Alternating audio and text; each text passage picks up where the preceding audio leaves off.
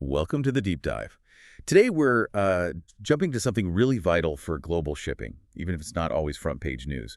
Ballast water treatment systems. Absolutely. Ships carry huge amounts of this ballast water for stability. Right, essential stuff. But what's in that water, that can be a problem. Exactly. It's how invasive aquatic species can unfortunately hitch a ride across the globe. They get into new environments, outcompete the local species. It can really mess up marine ecosystems, the big challenge. It really is. And that's why these treatment systems are, well, so incredibly important. We're going to explore the market for them today.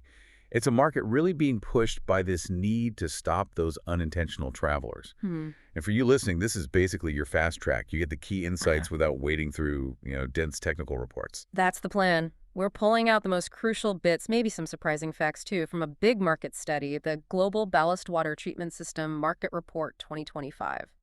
Our mission is to give you the core understanding of where this market is and where it's heading. Okay, great. So let's start with the basics. Scale.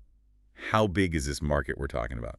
Well, right now, or rather in 2025, the estimate puts the global market at around USD 782.9 million. So pretty substantial already. Barely 8 billion. Okay. But here's the kicker. The projection for 2033. It's expected to hit about USD 19070.39 million. Wow. Okay, that's more than double. That's some serious growth. What's driving that? It's a few key things, really.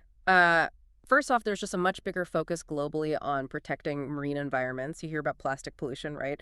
The UN Environment Program has warned about marine litter increasing rapidly. Yeah, it's definitely more in the public eye now. Right. So this general concern for ocean health naturally fuels demand for things like better ballast water treatment. People are realizing we need to act. Makes total sense. More awareness equals more pressure for solutions. What else? Then there's just the simple fact of growing maritime trade, more ships, moving more stuff around the world. Means more ballast water being moved, too. Exactly. Think about cruise ships alone. The Cruise Lines International Association, they estimated something like 31.7 million passengers back in 2023. That's just one sector. Gives you a sense of the vessel traffic. Right. All those journeys increase the chances of species transfer. It's tied directly to global trade. Precisely. And critically, you've got regulations. The International Maritime Organization, the IMO, their Ballast Water Management Convention. That's been huge. It sets pretty strict environmental rules, and that's a major, major driver forcing ship owners to install these systems. So it's like a perfect storm almost. Yeah. Environmental concern, more trade, and strict rules all pushing in the same direction. Yeah, that's a good way to put it. Okay, so let's break it down geographically. How does this look region by region? Where's the action concentrated? Well, in 2025, North America is actually the leader, holds over 40% of the market share. 40%? Yeah, that translates to roughly USD 2,953.67 million. And it's still growing at a good clip. Projected CAGR, that's compound annual growth rate, is about 9.9% through to 2033. And why North America? Mostly down to the strict environmental regulations they already have in place. The U.S. is the biggest chunk of that, around USD 2,330 million, but Canada's significant too, about 354 million. Got it. So North America's leading now. How about Europe? Europe's also a huge player, represents over 30% of the global revenue. Now, the report figure for 2025 is, well, it's USD 13056.48 million. Wait, 13 billion? That's more than the global total you mentioned earlier. Yeah, exactly. That number seems suspect. Might be a typo or an inconsistency in the data source we're using. Okay, noted. But the takeaway is Europe is still a very big piece of the pie, right? Definitely. A very substantial market, potential data glitch aside, and it's growing steadily too. Projected CAGR is 10.5%. Within Europe, the UK and Germany are key markets, both showing strong growth. UK around 389 million, Germany about 458 million in 2025. Right. And Asia Pacific, we always hear about growth there. And you'd be right. APAC is actually the fastest growing region overall. Faster than North America and Europe. Yep. An impressive CAGR of 14.3%. Their 2025 market size is estimated around USD 1915.9 million. And who's driving that in APAC? China's a big part of it, Yeah. naturally. Market over 800 million USD, growing at nearly 14%. But India? India's growth is really taking off. Oh, yeah. Yeah, a projected growth rate of 16.2%. Their market's smaller right now, maybe 191 million in 2025, but That speed is remarkable. It's all linked to more shipbuilding, more trade, and like elsewhere, just rising environmental awareness kicking in. 16% CAGR, that's really something. Shows how quickly things are shifting. Yeah. What about the other regions? South America, Middle East, Africa. South America's showing solid growth too. CAGR of 12.2%, market size around 303 million USD in 2025.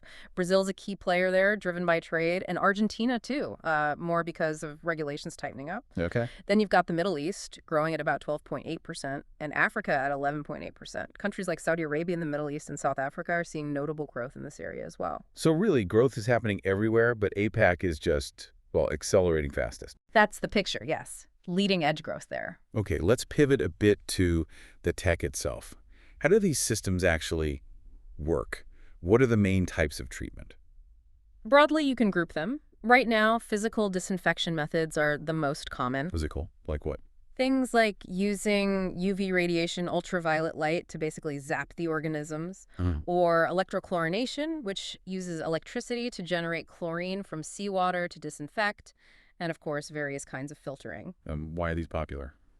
They tend to be reliable, and generally they're seen as having a lower environmental impact themselves. You're not usually discharging lots of extra chemicals. Okay, so physical methods lead. But are there other approaches? Chemical treatments. Yes. And interestingly, while physical methods dominate now, the chemical treatment segment is actually the fastest growing. Oh, really? Why is that? It seems to be driven by those ever stricter regulations we talked about. And chemical treatments can be very effective across different water conditions, maybe more consistently than some physical methods sometimes. They use biocides, essentially, to kill off anything harmful in the water. So we might see chemicals become more common as rules get tougher. It certainly looks that way. More tools needed in the toolbox, you could say. Right. Now, does the size of the ship matter? How does tank capacity factor in? Oh, absolutely. It's pretty logical, really. The biggest market segment is for vessels with large ballast capacities, think over 5,000 cubic meters. So your huge tankers, bulk carriers, container ships. Exactly. They just need massive amounts of ballast water for stability, so they need the big treatment systems. That's where the bulk of the market value is right now. Makes sense. Bigger ships, bigger systems. The fastest growing segment capacity-wise is actually the next step down. Systems for vessels with tanks between 1,500 and 5,000 cubic meters. Huh. Interesting. Why that middle range? It probably reflects the trend towards more modern, larger vessels being built within that kind of mid-size category. It's not just the absolute giants needing treatment, but a growing number of substantial ships across the global fleet. Gotcha. So growth across the board, but particularly strong in that medium-large category. Now, how are these systems actually deployed? Are they built into new ships? Retrofitted? The report looks at it in terms of application. Stationary versus portable. Stationary systems, the ones permanently installed on a ship, they dominated the market share in 2025. Yeah, and those are mostly for? Mostly for your larger cargo ships, tankers, the ones on pretty regular routes. They need a reliable, high-capacity system built right in for the long haul. Okay, standard for the big guys. What about portable systems? That's where things get really interesting, because the portable category is growing very rapidly. Portable, like you carry it on board. Sort of. These offer more flexibility. They can be much more cost-effective, especially for smaller vessels or maybe ships that don't sail internationally all that often. For them, investing in a full, permanent system might not make economic sense. Right. And there's some cool innovation here. There's this thing called the in-tank fit container developed by Cyankafast and Uniballast BV. It's basically a whole treatment system, filterless even, packed inside a standard shipping container. A treatment plant in a box. Pretty much. You can move it around, maybe even share it between vessels or use it for temporary needs. It really opens up options for different kinds of operators. That sounds incredibly practical. Yeah. Adaptable. Okay, so the market's growing fast, tech is evolving, but are there bumps in the road? Any hurdles? Oh, for sure. The big one is cost. High installation costs, and then the ongoing operational expenses. How high are we talking? Well, installing these systems isn't simple. You need specialized gear, sometimes major modifications if you're retrofitting an older ship. Plus, navigating all the rules, then running them costs money to maintenance, checking they're working right, maybe buying chemicals if it's a chemical system. Yeah, I can see how that would add up. Yeah. Especially for smaller companies. Exactly. It can be a real financial challenge, particularly for smaller operators who don't have the same capital as the big shipping lines. That definitely acts as a restraint on the market. A significant hurdle. Yeah.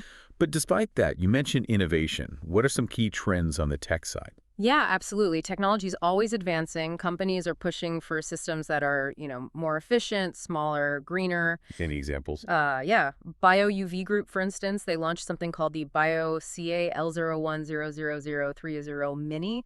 They claim it's the smallest UV-based system out there right now. Mini. Okay. Aimed at smaller boats. Exactly. Designed specifically for things like workboats, maybe even yachts. It shows the trend of trying to make this tech accessible for a wider range of vessels, not just the giant ones. Scaling the tech down. Smart. Any other big advancements? Maybe in core processes like filtering? Definitely. Filtering is getting smarter. Wärtsilä, a big name in marine tech, they launched a new filter called the Manta. Manta, like the Ray. Yeah, maybe. It uses the special one-motion scanner and a smart weave screen. The whole idea is to filter more effectively and stop gunk organic matter from building up on the filter screen, which can be a real problem. So better performance, less clogging. That's the goal. They've even put this new Manta filter into their updated Aquarius UV system. So yeah, real focus on making the filtration part work better and more reliably over time. Seems crucial for making these systems practical day to day. Okay, last big area.